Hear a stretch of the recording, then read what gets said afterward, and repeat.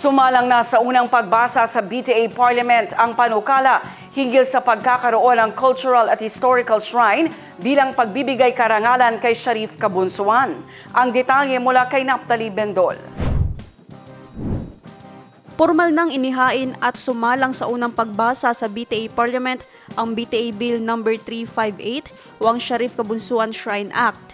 Sa panukala, itatayo ito sa Barangay Kalanganan 2, Cotabato City bilang pagkilala sa historical role ni Sharif Kabunsuan sa pagpapakilala ng relihiyong Islam sa mainland Mindanao. Ang panukalang batas ay iniakda ni Member of the Parliament, Lanang Ali Jr. ay naglalayong isulong ang cultural preservation, historical education at kapayapaan.